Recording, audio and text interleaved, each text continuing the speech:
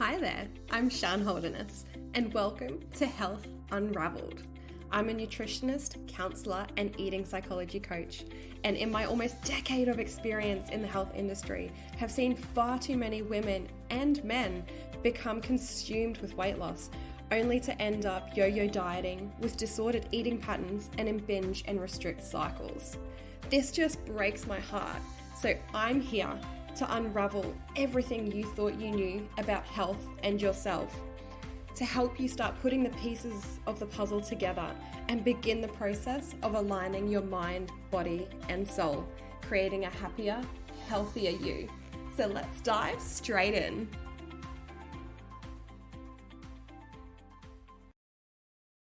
Hello, beautiful, beautiful soul. Thank you so much for being here.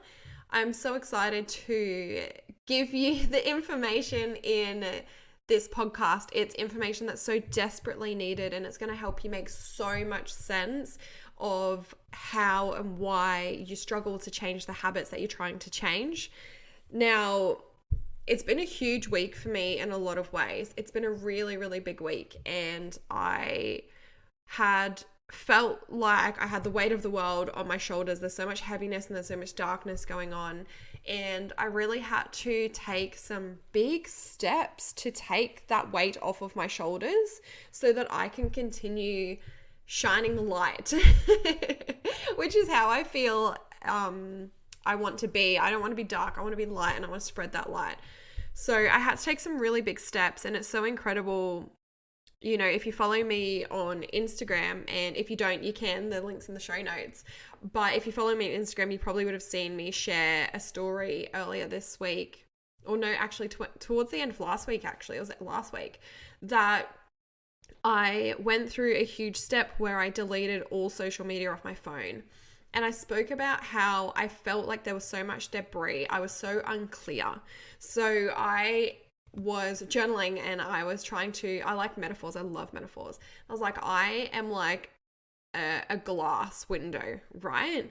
Where this information can come through to me, and I can then present it to you. And if you're not into a little bit of woo-woo, then I do apologize. I am, hence why I do intuitive card readings at the beginning of every episode. So, and I felt like I was clogged. I felt like there was debris. It was unclear, and things weren't getting through.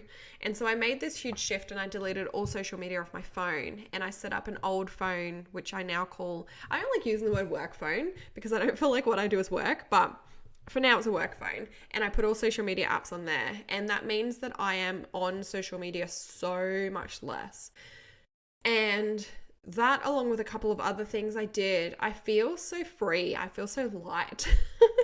And I have so much clarity. And so today's episode came to me after that transition, after that change, after removing and unclogging my system, I suppose, taking away all that heaviness, and suddenly my light was able to shine.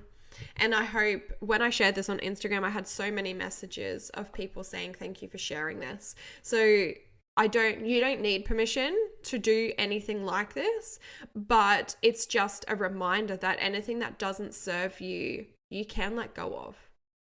So I'm going to stop babbling on and now read you today's card reading. It's a beautiful card. I've actually never pulled one of these ones before. It's one of the activation cards, and it's called Anna, Grandmother of Jesus. And it says, seeding the light, laying foundations, divine plan. Anna, Grandmother of Jesus, was an ancient mystic who dedicated her life to laying the foundations for Christ consciousness to be woven through all of life. She's not widely known, but without her, Christ consciousness would not be rising as it is today.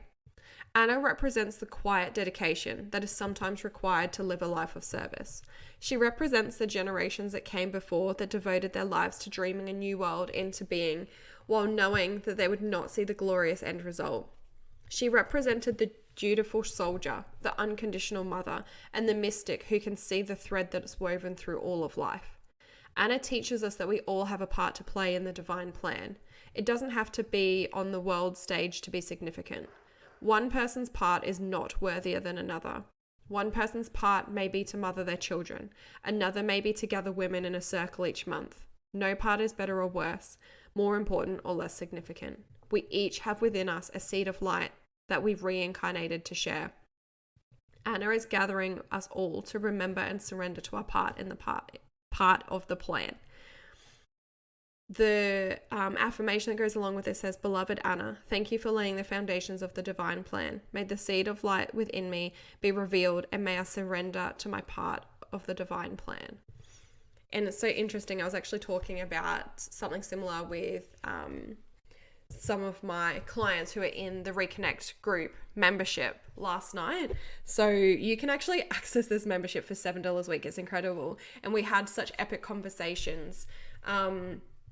And we were talking about the impact of, if we can just be us, if we were less consumed with health and weight loss, if we woke up tomorrow and suddenly we had that, and we didn't have the media or the world or the expectations of what we should look like, and instead we just took actions based off what we want to feel like, then what will we do with all that time, with all that energy, and the ripple effect that can have when you are authentically you can have such a huge ripple effect outwards from there.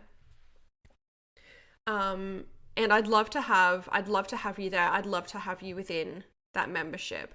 It would be a privilege to be able to have such epic discussions with you as well.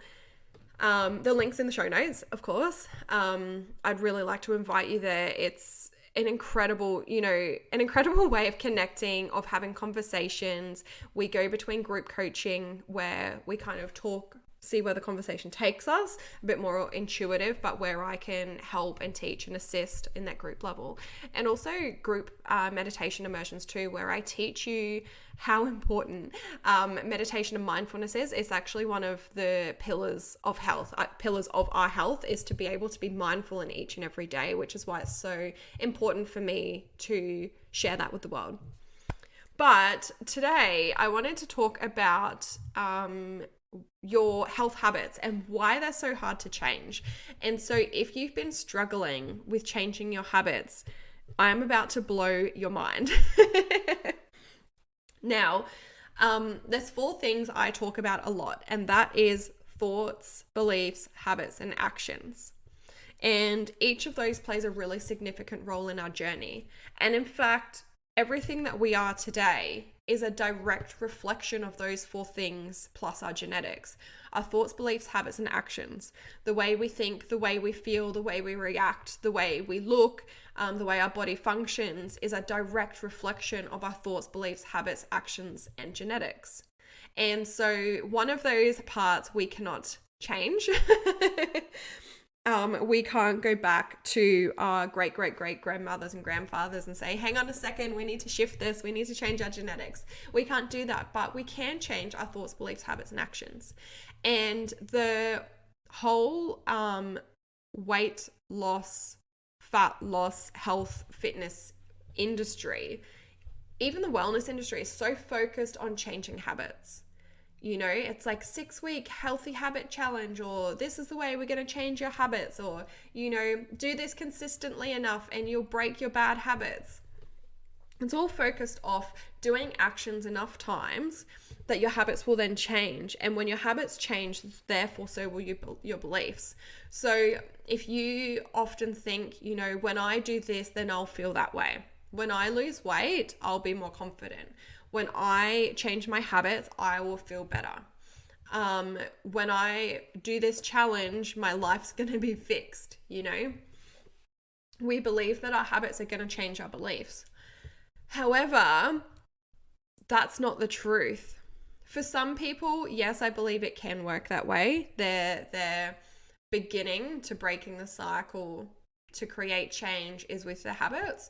But for so many of us, it's not at all. It's actually at a completely different place in that cycle. Now, I believe that your beliefs are shaped off of your past experiences, right? The story that your brain creates to understand its perception of your experiences. That's where your beliefs are shaped. And your beliefs influence your thoughts and vice versa. But your beliefs are always stronger in their influence of your thoughts. Now, your thoughts will then lead to your actions, right? Your thoughts will lead to your actions. So your beliefs lead to your thoughts then lead to your actions, and consistent action creates habits, and habits then are a feedback loop to reconfirm your beliefs. I hope you're still with me. Now, the problem with this is that when we're so focused on habits, but we're struggling, then something's not happening, something's not right, something's not working for us. And I think the reason why so many of us focus on habits and actions, and why this whole industry is designed around changing your habits and actions, is because your habits and actions are the doing. They are literally creating our tomorrow. When we do something today, it has an influence then on tomorrow. The way we eat today, the way we move today then has an impact on tomorrow. And so it's physical. We can see it. We can usually like measure it or track it in some way. However, our thoughts and beliefs, like I said before, they're shaped from our past. And if our thoughts and beliefs are shaped from our past and they are impacting and causing our actions and our habits which shape our future, if we do not change our thoughts and beliefs, then we're constantly going to recreate our past, right? Because your thoughts and beliefs are shaped on your past. They influence and directly affect our actions and our habits, which create our future. And so we're constantly going to recreate our past over and over and over and over and over again if we do not change our beliefs and our thoughts first. I don't know if your mind's blown, but when this understanding came to me when I was writing about it, my mind was blown. And when I shared this with the Reconnect membership last night, their minds were blown too. So if you're struggling to change your habits, the reason is because you need to change your focus to your thoughts and beliefs. That's where you need to start if you really want to create habit change. It's not in the doing, it's in the being. Our beliefs and our thoughts are our being. Our actions and our habits are our doing. And so we want to do because it makes us feel better. But if that's not serving you, if that's not getting you to where you want to be right now, then it's time to shift your focus to that deeper level, to those thoughts and beliefs that are creating then the cascade of your habits and actions. I can't wait to see you in the Reconnect membership. Please make sure you click the link in the show notes to join. I would absolutely love to have you there. But until next time. If you loved this episode, please let me know by leaving me a review or sharing this with your friends. It's so important for me to get this information out to those that need to hear it. So your feedback means the absolute world to me. And also if you have any topic requests, hit me up with them too.